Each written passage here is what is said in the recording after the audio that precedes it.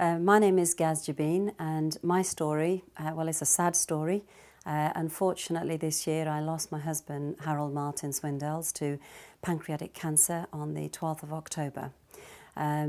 It came as a massive shock to us because although he'd been poorly for a few years, he actually suffered with hospital failings, actually. He had a near fall, and he went in to have the fluid drained from his knee, and unfortunately through hospital failings he picked up the MRSA bug.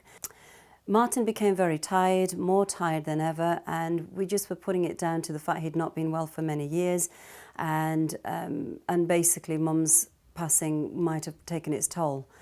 But it seemed more than that, because he would sleep all the time, and I'd say, you know, to try and get him to do things, and he just was too tired, and he kept saying, I don't know what it is, I can't focus, I'll take a rest first and then I'll do something. But every time he rested, he didn't really feel rested after sort of having a good kip. And what really kind of triggered us to worry more was his dietary change. In fact, he used to laugh and say, you know, wifey, I married you for your curries, but I don't like them anymore. And I said, does that mean you want to divorce me now? But he'd say, no, I think we've come this far. I think we'll see the journey through. So, but he said that the foods, certain foods, particularly meats and oily things, just were not settling with him. But what he was having was, like, for example, shredded wheat for breakfast, crunchy nut flakes for lunch, and then perhaps shredded wheats again at night. He was diagnosed with pancreatic cancer, advanced stage, terminally ill condition. Of course, at that point, it broke our world. We just couldn't get to grips with that. We had to go through then, obviously, the normal sort of drill of what's involved, where we were at, how we were going to deal with this, etc. And a sad part of this was Martin was more worried, really, as to how he's going to explain this to his children, our children, more so than the actual condition. And we got the children, his eldest daughter and our 3 children, sat them down, and he said, you know, we've called you all here together. Normally when we call you, you think you're in trouble. Well, this time, it's not you lot that's in trouble. It's your daddy that's in trouble. And of course, to break this news to the kids, it just broke us. It was a very, very sad part of our life. Following that, we had to go through really just to find out what we were dealing with, this cancer, and we didn't know anything about it. What is pancreatic cancer? We didn't know anything about it at all. The only thing that scared us is because it's terminal, how long have we got? And Martin was very matter of fact, and he asked the consultant, he said, well, be straight with me. If I know the facts and figures, I can deal with it better than if you're just camouflaging things or just softening the blow, as it were. So they said that based on the fact it's advanced, we're looking at 11 months on based on the current treatments used. That was scary enough of that. And then we had a worse situation happening then, which was that unfortunately it was actually in the brain as well.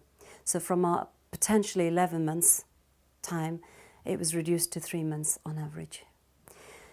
At this point, it was what was the treatment. So they said they had to do radiotherapy because that was the only way that they can deal with the brain tumour. So Martin felt, if we're doing radio, what else? They said it depends on how well he is, we'll then look at chemo. And they asked how far could Martin walk? And he said, well, about 200 yards maybe. I knew that was difficult because I knew he was struggling to walk from the kitchen to the downstairs bathroom, so it was quite a challenge that way. Then one morning, when Martin was doing his sort of the wish list, the bucket list and all the rest of the things that he wanted to do before things got worse, we were clearing up the garage, and he had an old wheelbarrow. He said, well, we don't need that. And our son, who works for the Welsh Mountain Zoo, he said, well, Dad, we could use that at the zoo for the, you know, animal feeds and things. So he said, right, okay. So then this morning Martin woke up and I said, how are you feeling? He said, I feel like a volcano. I said, is that in a good way or a bad way? Do I need to get prepped up for you or what? He said, no, you know the wheelbarrow? He said, I've got an idea. He said, the doctors wanted to know how fit I am. Because I'm keen to get the treatments done, I'm going to take that wheelbarrow myself from our garage to the zoo, which is about a mile and a bit. I said, but you can barely walk in the house. He said, I know, but I need to do this. I need to show them because I need the treatment. And why do I need the treatment? Because just before I go, I want to make sure that I've done everything I need to as my responsibility as a husband, as a father, to make sure that I've taken care of you know, the whole family and anything that is left to do that. If my time is coming to the end, I might as well use this time and put things right before I go. So that's what happened. And so this particular day, our cousin Andrew said, right, well, I'll take the photographs, get your journey done, and we'll try. And because Martin wanted, as we didn't know enough about pancreatic cancer, he felt a lot of people don't, and people wouldn't know. And that's basically where we wanted to try and get this situation, because one of the things that we learned was that pancreatic cancer has actually got one of the lowest survival rates. So somebody diagnosed in the UK 5 years, the survival rate is as low as 4%. And so he said, I think we really need to get this situation, you know, be made aware. And so therefore we decided that we'd do this little challenge with him. And that's one of the things we did, is get the wheelbarrow story, which was from the house to there. And we had a nice party of our finish line, some friends, and we toured on the journey with him, and he made the journey to the finish line to hand the wheelbarrow over, which is kind of really his storyline of fight and courage and to do the right thing, to fight for something. Martin's wish was that we create awareness through his little story, and what we did was basically,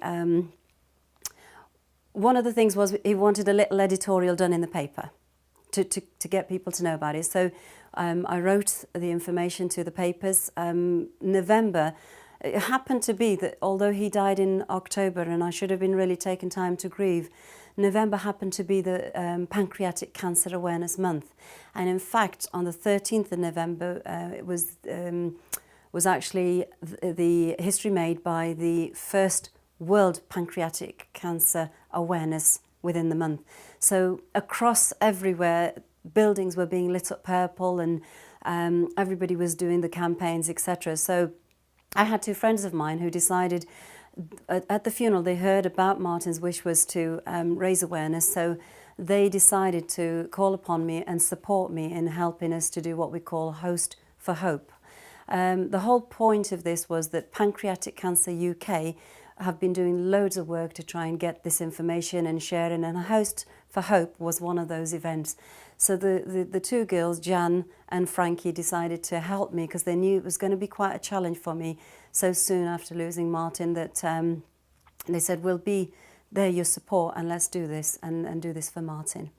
So what we found out that was, although we put this little story in the paper, what I didn't realise was the story turned out to be front cover, picture, story and everything, and a big write-up, and the papers did really well for local coverage and getting the awareness.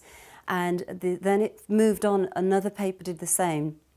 The story just got bigger. Then we created a Facebook page, and because Martin's initials were for Harold Martin Swindells, we gave the page Mr. HMS, and it was all for pancreatic cancer awareness. So that's what we created. In that, we created the event Host for Hope, which was to be marking the whole sort of campaign, and at the end of November we wanted to do that. We also spoke to the zoo, and we asked them if they would light up the zoo entrance purple, because purple is actually the pancreatic cancer awareness, the colour purple.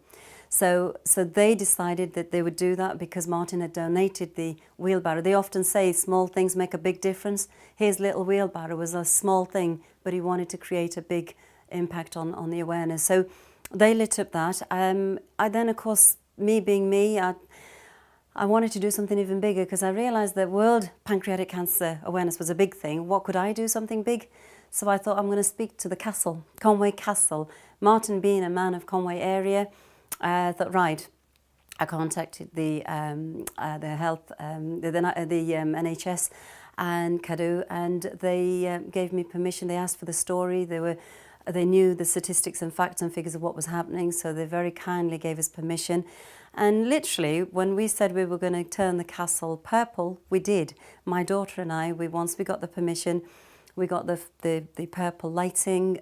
We went around the castle, and we literally, every light there, we changed that to purple. And that then made the paper again. It made big global awareness of it, and Pancreatic Cancer UK got to hear about the story, and the whole thing just became quite a story, and a lot of people knew about it. So that led nicely to the Pancreatic Cancer Month, Host for Hope. And we wanted to really do a little evening of about 30-40 people just to get local communities together to support Martin's wish in his memory and what he wanted to do. What happened is the word got out, information got out, and we had over 120 people turn up on that evening supporting this campaign and for the respect of Martin's wish. That was really nice to kind of receive that.